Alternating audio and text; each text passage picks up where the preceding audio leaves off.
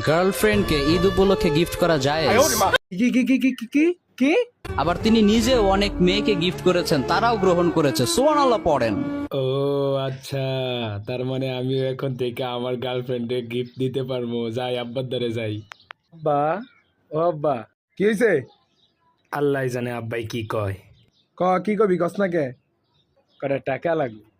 কি লিগা? আমি না আমার গার্লফ্রেন্ডে কিছু একটা কিনা দিব। কি? তুই তোর গার্লফ্রেন্ডে হাত দিয়ে দিবি? তোর এত বড় সাহস? মানে মারলেন কি লিগা আব্বা? আমার কি দোষ? দোষ কি আমার? হুজুরই তো নিজেই কইছে যে গার্লফ্রেন্ডে হাতিয়ে দিতে পারমু, বয়ফ্রেন্ড হয়ে আমি গার্লফ্রেন্ডে হাতিয়ে দিতে পারমু। এটা কি আমার দোষ? হুজুর তো নিজেই মুহি কইছে। মানে মারলেন কি লিগা? কোন হুজুরে তোরে কইছে? হ্যাঁ, হুজুরে কইলেই তোর গার্লফ্রেন্ডে হাতিয়ে দিতে হইব? হ্যাঁ, গার্লফ্রেন্ডকে ঈদ উপলক্ষে গিফট করা যায়। এটা তো বন্ড, এটা বন্ড। এই সমস্ত হুজুরের কথাবার্তা শুনবি না। ও আচ্ছা আচ্ছা, হ্যাঁ, বন্ড বন্ড হুজুর কে রে? এই সমস্ত কথা শুনস? এই সমস্ত কথা শুনলে তুই বিদাত হয়ে যাবি, তুই এই নাপাক হয়ে যাবি, তুই পথভ্রষ্ট হয়ে যাবি। এই সমস্ত কথাবার্তা শুনবি না।